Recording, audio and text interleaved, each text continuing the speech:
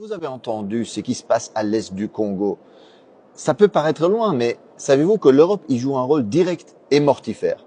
Alors commençons par le début. À l'est du Congo, au Kivu, la frontière avec le Rwanda, la guerre a causé environ 6 millions de morts. Certains estiment d'ailleurs que la moitié de ces morts seraient des enfants, imaginez-vous.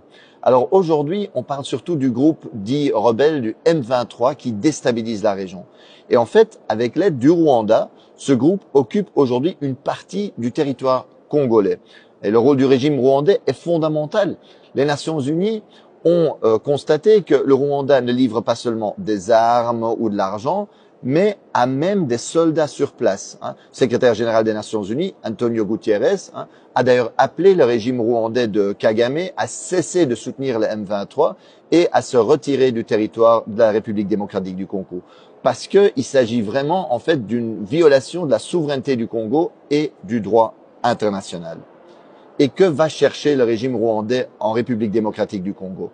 En fait, cette région est hyper riche en minerais, ressources naturelles, notamment le cobalt et le coltan. Ce sont des minerais essentiels pour les multinationales européennes qui servent entre autres pour les smartphones, les batteries, mais qui sont aussi utilisés dans l'industrie de la défense, dans la transition verte, l'aéronautique.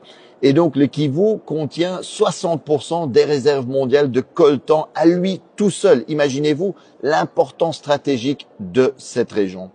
En d'autres mots, la guerre, les massacres, la déstabilisation à l'est du Congo arrangent bien ceux qui veulent voler les richesses naturelles, les matières premières du Congo. Et sans surprise, un groupe d'experts des Nations Unies a constaté qu'en 2023, le Rwanda a enregistré une hausse sans précédent de ses exportations de coltan, une augmentation de 50% par rapport à l'année précédente.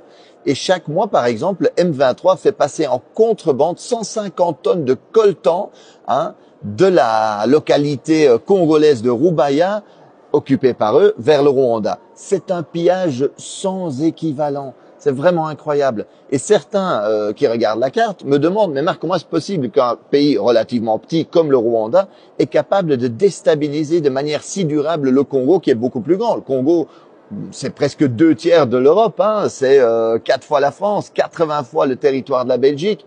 Mais c'est qu'évidemment, ce n'est pas que le Rwanda. Ce n'est pas qu'une question entre Congo et Rwanda. C'est que le Rwanda reçoit le soutien de l'Occident, des États-Unis, mais aussi de l'Europe. Chaque année, l'Union européenne offre par exemple des dizaines de millions d'aides à l'armée rwandaise.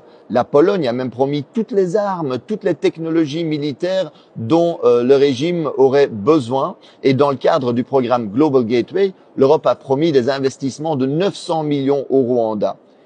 Et cerise sur le gâteau, en février 2024, l'Union européenne a signé un protocole d'accord privilégié sur les matières premières avec le Rwanda.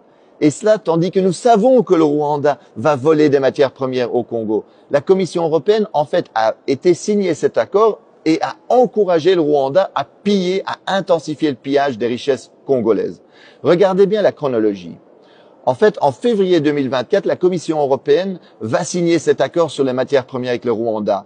Et à peine 2 mois plus tard, en avril 2024, le M23 occupe la localité de Rubaya, qui représente 15% de la production mondiale de coltan, minerai stratégique. Chaque mois, aujourd'hui, 150 tonnes de coltan passent de là-bas vers le Rwanda, dans les mains, sans doute, de multinationales. Le vol et le pillage, c'est ça l'impérialisme concrètement aujourd'hui.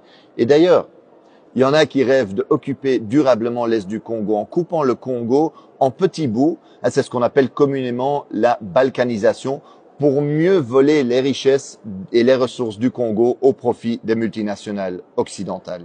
Dans le Financial Times, l'expert Jason Stearns est clair.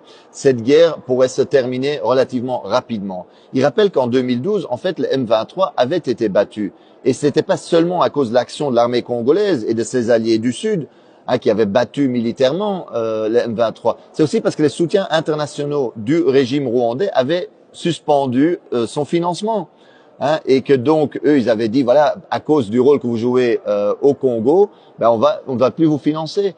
Barack Obama avait appelé Kagame pour lui dire d'arrêter le M23. En d'autres mots, si l'Occident aujourd'hui ne sponsorisait pas cette guerre, elle pourrait prendre fin très rapidement. Et on aurait pu éviter déjà beaucoup de ces morts, beaucoup de ces victimes innocentes aujourd'hui en Congo. L'impérialisme aujourd'hui, le vrai visage de la politique étrangère et commerciale européenne en Afrique, c'est ça. Et quand la Russie envahit l'Ukraine, l'Union européenne parle du droit international, à juste titre. Mais quand son allié rwandais vit la souveraineté congolaise, commet des massacres, elle soutient. Comme quand Israël occupe la Palestine, le Liban, la Syrie, l'Union européenne se range du côté de l'agresseur. Alors aujourd'hui, faisons pression sur les dirigeants européens, parce que ce n'est pas acceptable que l'Europe joue ce rôle-là. Alors il est possible aujourd'hui de faire pression, c'est nécessaire pour que l'Europe arrête sa complicité avec les crimes sur place. Alors envoyons un message à Ursula von der Leyen, présidente de la Commission européenne, ou à la ministre des Affaires étrangères de l'Union européenne, Kaja Kallas. Envoyez-leur un message par les réseaux sociaux, envoyez-leur cette vidéo-ci. Et en plus, mobilisez-vous dans la rue, parce qu'il faut mettre la pression sur nos gouvernements aujourd'hui.